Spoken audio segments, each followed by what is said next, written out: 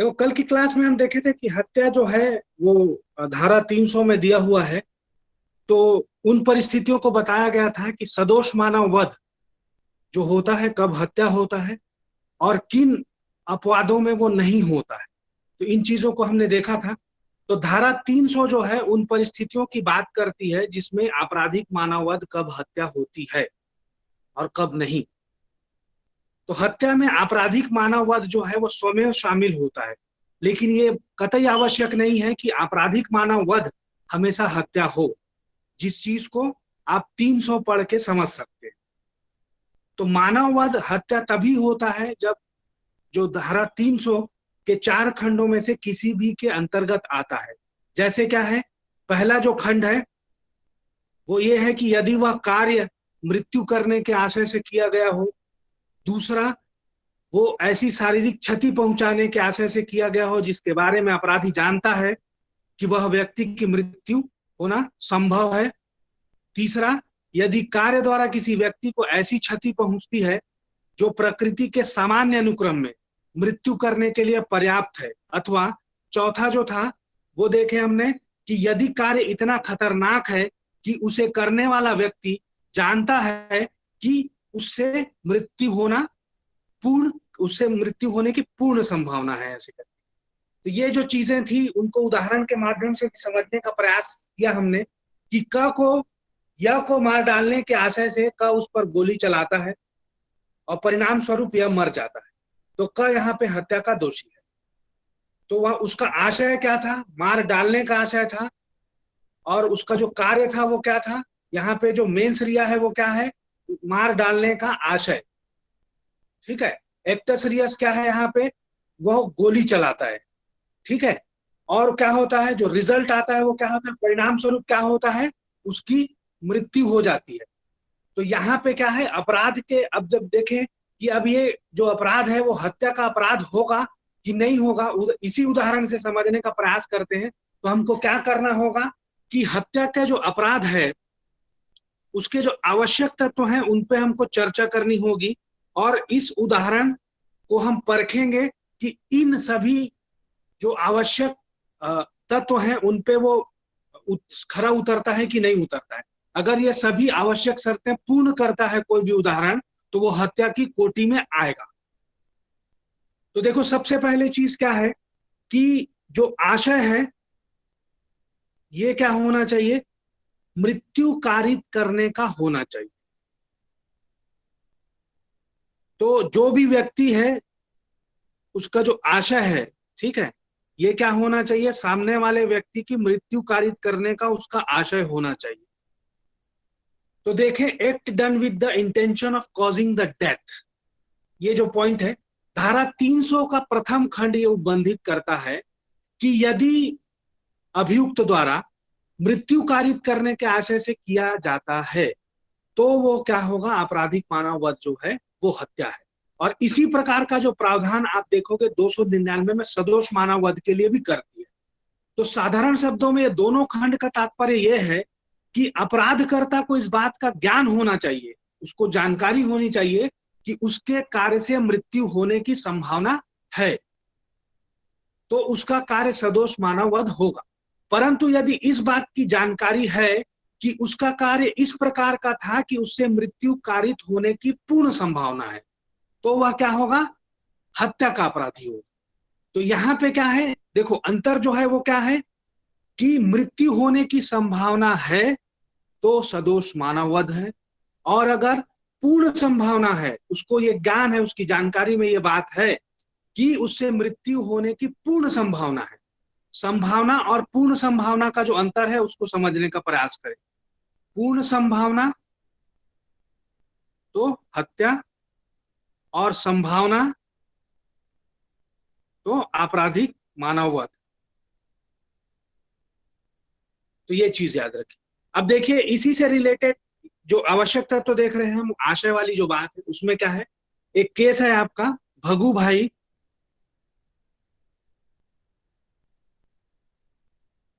Manilal versus state of Gujarat. ये आपका 1996 का केस है। इस केस में क्या हुआ कि अभियुक्त ने मृतक को पंचायत ऑफिस से घसीटा, उस पे मिट्टी का तेल डाला और आग लगा दी। क्या क्या किया कि पंचायत का जो ऑफिस था, इससे उसको घसीट के निकालता है, फिर मिट्टी का तेल डालता है ना, मिट्टी का तेल डालता है और आग लगा देता है इसको, जो अभियुक्त है। ठीक। अब यहाँ पे देखो कि उसको जो बर्निंग होती है ना, वो 75% 75% तक वो जल जाता है और इसी कारण से उसकी मृत्यु हो जाती है। तो यहाँ पे क्या होना चाहिए? यहाँ पे देखने वाली जो प्रश्न है वो आशय क्या था उसका। इस कार्य से पूर्ण संभावना बनती थी कि उसकी मृत्यु हो जाएगी आग लगाने से। तो यहाँ पे न्यायालय ने क्या निर्धारित किया कि ये जो है, उसने हत्या जो है वो आशय पूर्वक की थी, मार डालने के आशय से ही ऐसा कार्य किया। तो ये आपका एक केस हुआ। दूसरा केस आप देखें, राजकिशोर अबू ठाकुर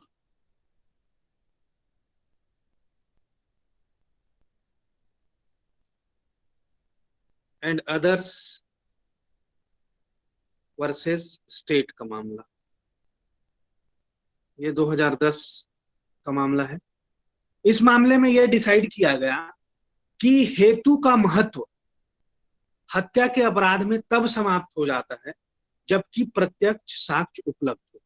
तो जब भी साक्ष्य की प्रत्यक्षता होगी तो हेतु का जो महत्व है वो समाप्त हो जाता है। अब उसके बाद एक केस था आपका राज किशोर पुरोहित वर्सेज स्टेट ऑफ एमपी।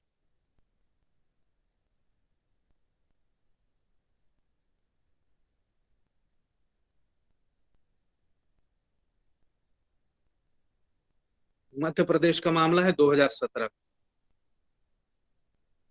इसमें यह डिसाइड किया गया था कि हत्या करने की पूर्व योजना, पहले से आप जो योजना बनाते हैं, मानसिकता एवं प्रकट कार्य साबित हो जाने पर हत्या करने के लिए दो सिद्धि को उचित ठहराया जा सकता है।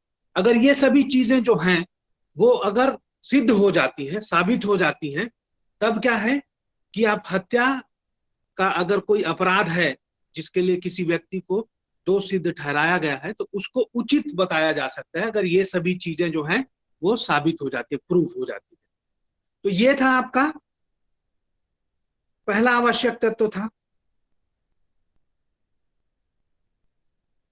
उसके बाद हम दूसरा आवश्यक तत्व देखने का प्रयास करते हैं। तो देखो, कार्य ऐसी शारीरिक क्षति पहुंचाने के आशय से किया गया हो जिससे अभियुक्त जानता हो कि मृत्यु होना संभव है। तो यहाँ पे जो दूसरा है वो है, वो भी आशय की ही बात करता है, लेकिन यहाँ पे क्या है, शारीरिक क्षति। और इस शारीरिक क्षति से क्या होना चाहिए, मृत्यु की संभावना होनी चाहिए।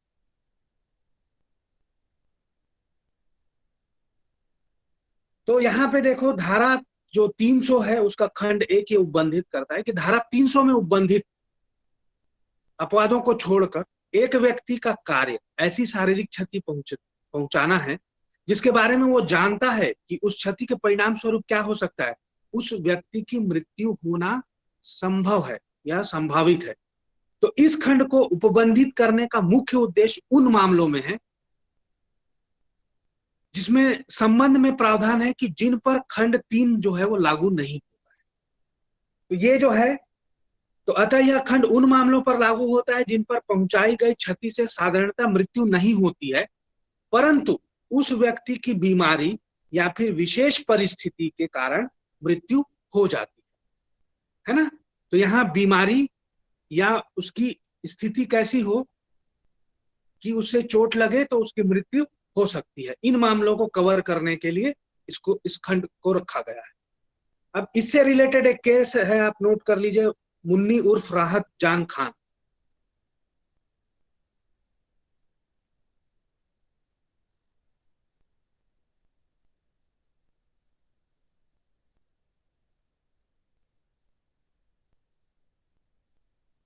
Versus state of UP.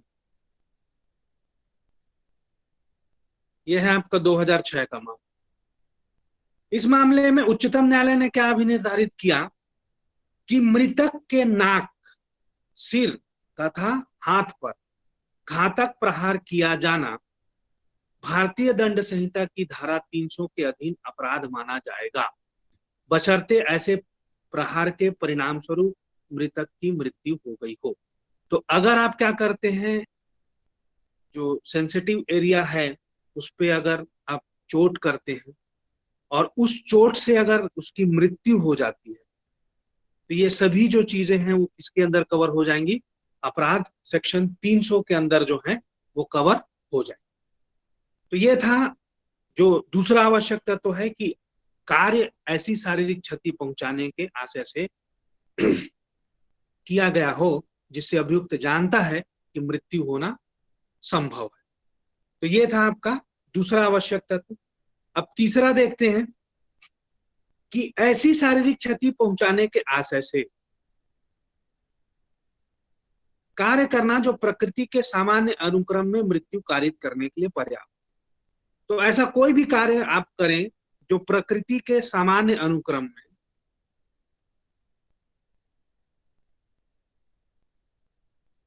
मृत्यु कारित करने के लिए पर्याप्त। तो ये तीन जो आवश्यक तत्व हैं उनको आपको ध्यान रखना है कि देखो इसमें ये है कि यदि कोई व्यक्ति से शारीरिक क्षति करता है जो मामूली प्रकृति के मामूली अनुक्रम में मृत्यु करने के लिए पर्याप्त है, तब वह प्रकृति मतलब वह उसकी जो प्रकृति होगी इस प्रकार की होगी कि वह हत्या के लिए अपराधी होगा। यदि मृत्यु की संभाव्यता प्रबल है तो इस खंड के अंतर्गत अपराध होगा। अगर जैसे आप किसी को खाई में ढकेल दिए, तो इस टाइप के मतलब ऐसी जो चीजें हैं जो सामान्य अनुक्रम में किसी की मृत्यु कारित कर सकती हैं, तो ये जो है इस खंड में कवर हो जाएगा। तो ये जो चीजें थी वो आवश्यक हैं, और कुछ कुछ चीजें आप और लिख सकते हैं कि मृत्यु होना जो है वो जरूरी है। तो ये और कुछ आवश्यक तत्व हो सकते हैं इसमें। अब हम देखते हैं हत्या के अपराध से रिलेटेड जो डिसाइडेड केसेस हैं, निर्णीत वाद हैं, उनके बारे में देखते हैं। तो देखिए सबसे पहले आप ये देखें कि खंड 3 जो है उसके संबंध में एक केस है आपका बिरसा सिंह,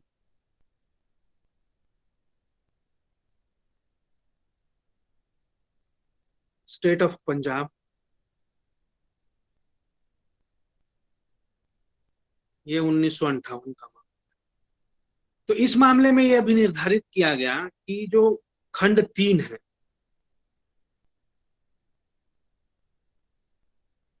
वो लागू होने के लिए किन किन बातों को साबित किया जाना चाहिए, उन चीजों को बताया था इस केस में।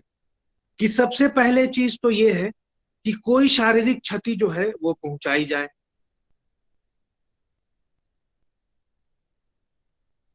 ये होना आवश्यक है। दूसरा है कि क्षति की प्रकृति कैसी होनी चाहिए, ये खतरनाक होनी चाहिए। उसके बाद तीसरा जो चीज है वो उस व्यक्ति को जिसको क्षति पहुंचाने का आशय हो, है ना, उक्त क्षति प्रकृति के सामान्य अनुक्रम में मृत्यु कारित करने के लिए पर्याप्त हो। तो जो क्षति पहुंचाई गई है वो सामान्य अनुक्रम में क्या होना चाहिए, मृत्यु कारित करने के लिए पर्याप्त होना चाहिए। तो ये था आपका Birsa Singh versus state of Punjab के केस में ये डिसाइड किया। उसके बाद आप देखें स्टेट ऑफ राजस्थान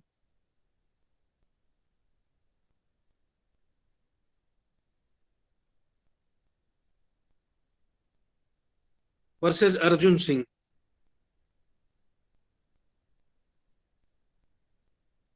2011 का मामला है।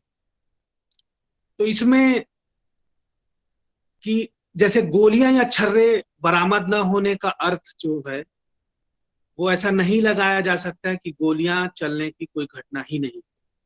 इस चीज को देखा गया था कि मेडिकल साक्ष्य जो है, मेडिकल एविडेंस जो है, जिसके अनुसार हेमराज को बंदूक की गोलियों से 7 चोटें आई थी, प्रकृति के सामान्य अनुक्रम में मृत्यु कारित करने के लिए यथेष्ट थी। पर विचार करते हुए उच्चतम न्यायालय संतुष्ट था कि हेमराज सिंह की मृत्यु जो है वो भारतीय दंड संहिता आईपीसी की जो धारा है वो उसके 302 के अंतर्गत आती है। ठीक है, तो वहां पे क्या है कि जो गोली, उसके शरीर से गोली नहीं मिली थी और छर्रे जो हैं वो बरामद नहीं हुए थे, लेकिन उसको क्या है, चोट आई थी, गंभीर चोट 7 जगह।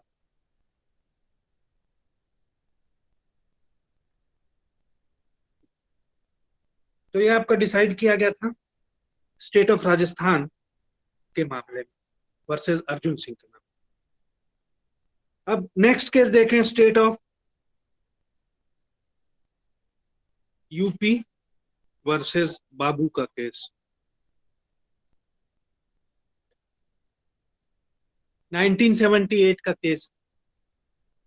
इस मामले में कहा गया कि जब डॉक्टर ने यह व्यक्त कर दिया हो कि मृतक को पहुंचाई गई क्षति प्रकृति के सामान्य अनुक्रम में मृत्यु कारित करने के लिए पर्याप्त थी, तो वो हत्या के अपराध का दोषी।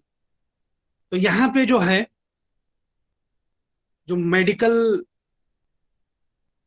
मतलब क्या बोलना चाहिए आपको, जो डॉक्टर हैं, ठीक है, जिसने, और ये अगर ये बोलता है कि जो चोट थी वो इस प्रकार की थी कि वो मृत्यु कारित कर सकती थी सामान्य अनुक्रम में, तो यहाँ पे हत्या का दोषी होगा। तो ये जो था, ये आपका जो रिलेटेड केसेस हैं, वो आपके जो आवश्यक तत्व जो हम देखे कि शारीरिक क्षति का आशय होना चाहिए जो प्रकृति के सामान्य अनुक्रम में मृत्यु करने के लिए पर्याप्त हो, इससे संबंधित था। अब हम देखते हैं कि जो अगला आवश्यक तत्व है कि कार्य करने वाला ये जानता हो कि कार्य इतना खतरनाक है कि उससे मृत्यु होने की संभावना है। ठीक, तो कार्य की प्रकृति के बारे में बात करता है ये कि इतना खतरनाक होना चाहिए कि उससे मृत्यु होने की संभावना हो, मृत्यु होने की पूरी संभावना।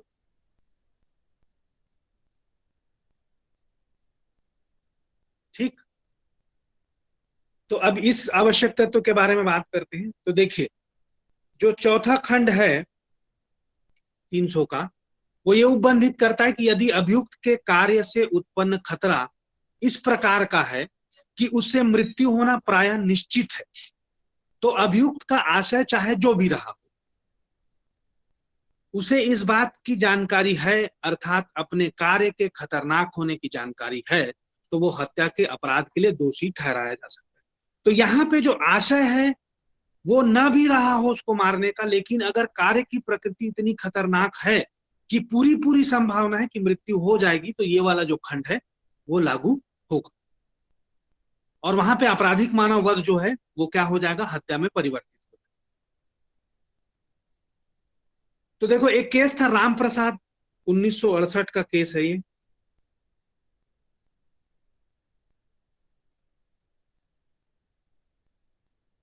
इस केस में उच्चतम न्यायालय ने यह कहा कि ये जो खंड है, खंड 4 जो है, वो उन मामलों में लागू होता है जिसमें किसी व्यक्ति की मृत्यु करने का आशय, ठीक है, न रहा हो।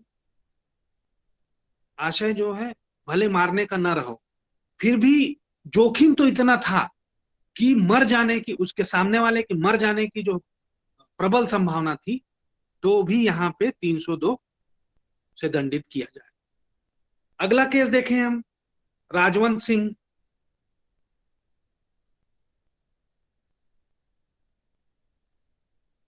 Versus state of Kerala.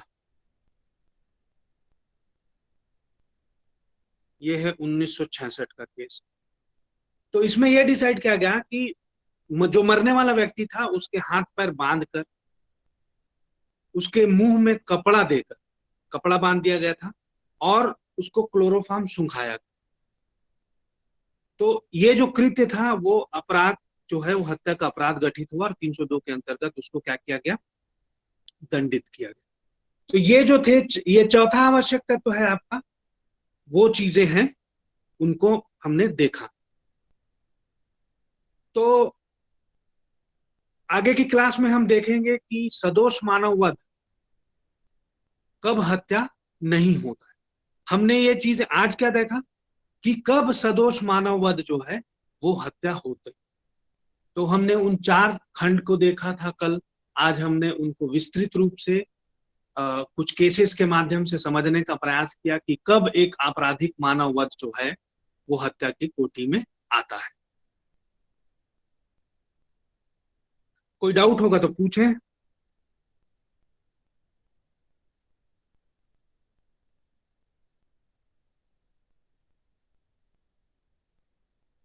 Hemant sir.